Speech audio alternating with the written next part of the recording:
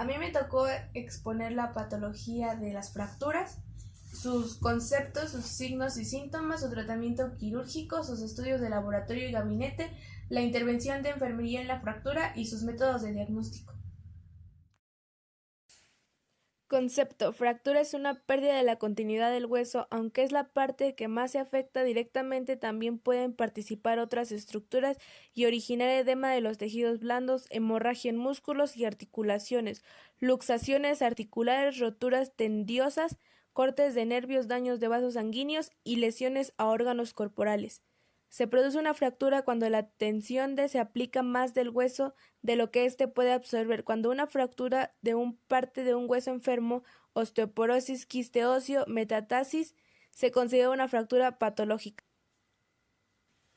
Signos y síntomas. Los datos de exploración física que indican fracturas son dolor del sitio de la lesión, tumefacción, hipersensibilidad, movimientos falsos y crepitación, sensibilidad de roce de fragmentos, deformidad, pérdida de la función, esquimiosis, paréntesis, demostración de la fractura mediante radiografía u otras iconografías, signos y síntomas del choque. El hueso es muy vascular después del traumatismo, escapan grandes volúmenes de sangre hacia tejidos blandos o por heridas abiertas, sobre todo en fracturas pélvicas o de fémur. Pueden resultar mortales pocas horas después de la lesión, hemorragia evidente y oculta hacia tejidos, observar hemoglobina y hematocrito.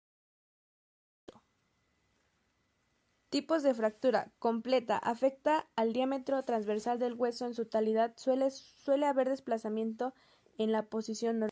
Incompleta. Solo abarca una porción del diámetro transversal del hueso. No suele haber desplazamiento. Abierta. Rotura de la piel y tejido blando subyacente que lleva directamente la fractura.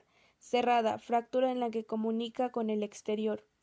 En rama verde. Solo se rompe un lado del hueso y el otro se dobla. Transversal. Fractura del diámetro transversal del hueso. Oblicua. Ocurre en un ángulo del hueso. Espiral por torcimiento alrededor de la diáfisis ósea. Conminuta cuando el hueso se divide en varios fragmentos. Deprimida, los fragmentos son empujados hacia adentro. Suelen ser más frecuentes en las fracturas de cráneo y huesos de la cara. Compresión, fractura en la que el hueso se colapsa sobre sí mismo. Se vuelve con frecuencia en fracturas de vértebras. Abulación, se desprende un fragmento del hueso en el sitio de insección del ligamento o tendón. Impactada, un fragmento de hueso queda incrustado en el otro. Dislocación de fractura, fractura complicada por la exclusión del hueso de articulación. Métodos de diagnóstico. Reducción cerrada. Los fragmentos óseos son puestos en la posición. Poner los extremos en contacto mediante manipulación y tracción manual restituye la alineación. Puede efectuarse bajo anestesia para obtener alivio del dolor y relajación muscular. Se aplica yeso o férula para inmovilizar la extremidad y fijar la reducción. Tracción, fuerza aplicada para lograr y conservar la reducción y alineación. Se usa con frecuencia para fracturas de huesos largos. Técnicas: tracción cutánea, fuerza que se aplica en la piel mediante hule, espuma, esparadrapo, etc. Tracción esquelética, fuerza que se aplica al esqueleto óseo directamente mediante alambres, clavos o pinzas colocadas dentro del hueso o a través de él. Reducción abierta con fijación interna. Intervención quirúrgica para lograr la reducción, alineación y estabilización. Se observa directamente en los fragmentos óseos. Puede elaborarse dispositivos de fijación interna, clavos de metal, alambres, tornillos, placas, varillas, para sostener los fragmentos óseos en posición hasta que considere la fractura. Puede extraer una vez que el hueso haya sanado. Sustitución endoprostética. Situación en un fragmento por dispositivo metal. Se utiliza cuando la fractura interrumpe la nutrición del hueso o cuando el tratamiento de elección. Disposición fijación externa. Estabilización de fractura compleja y abierta utilizando un marco de metal y un sistema de clavos. Proporciona un tratamiento activo de los tejidos blandos lesionados. La herida puede dejarse abierta. Cierre primario definido de la herida. Reparación de las lesiones, vasos sanguíneos, tejidos músculo nervioso y tendones según sea necesario. Estudios de laboratorio y gabinete. 1. Rayos X de huesos, de la corteza, de la cavidad medular, de la articulación afectada. 2. Tomograma. 3. Tomograma computarizado. 4. Gamagrama del hueso. 5. Artrograma. 6. Mielograma. 7. Discograma. 8. Electrocardiograma. 9. Velocidad de la conducción nerviosa. Estudio de laboratorio. Con la biometría hemática, química sanguínea y examen general de orina se obtiene información acerca del estado general del paciente. Tratamiento quirúrgico. Fracturas que necesitan tratamiento quirúrgico.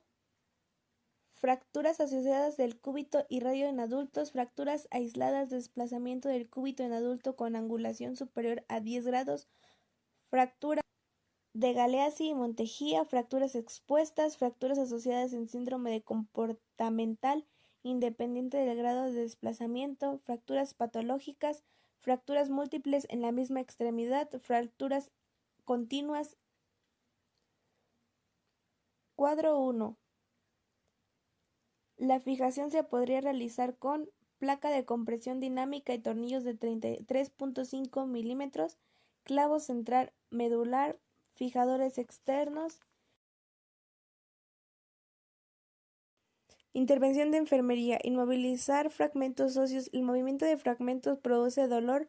Proporcionar apoyo de las fracturas con férula por encima y por debajo de la fractura para mover al paciente. Volver a acomodar con movimientos lentos y firmes. Si es necesario, utilice personal adicional. Reducción de la tumefacción que acompaña la lesión. 1. Elevar la extremidad lesionada por encima del nivel del corazón. 2. Aplicar bolsa de hielo a la lesión si está prescrito. 3. Valorar la función neurovascular de la extremidad lesionada. Vigilar signos vitales. Conservar la presión arterial. Administrar sangre o líquido según sea necesario. Revisar los datos del laboratorio buscando cifras anormales, buscar signos y síntomas de embolia, brindar apoyo al paciente si la cicatrización no ocurre como se había planeado por inmovilización insuficiente, tejido interpuesto entre fragmentos óseos o infección.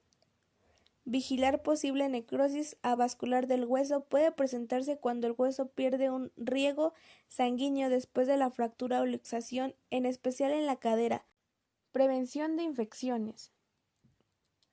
Reducir a un mínimo la probabilidad de infectar herida, tejidos blandos y hueso. Asear debidamente e irrigar la herida tan pronto sea posible, disminuir la probabilidad de infección. Tomar muestras con hisopo del sitio de la herida para cultivo y sensibilidad a los antibióticos. Proteger al paciente contra el tétanos. Investigar el estado de inmunificación del enfermo para el tétanos, dar antibióticos según esté indicado. Por lo general se administran antibióticos por vía endovenosa sin dilación para evitar y tratar infecciones graves. Muchas fracturas expuestas están contaminadas con bacterias en momentos del ingreso. Observar y registrar la temperatura del paciente a intervalos regulares. Diagnóstico de riesgo. Riesgo de fractura de pelvis. Factores de riesgo: lesiones de órganos internos, vejiga, uretra, hígado y vasos sanguíneos y hemorragias por fragmentos óseos. Riesgo de fractura de columna lumbar y dorsal. Factores de riesgo: parálisis bajo el sitio de lesión y desgarro de la médula.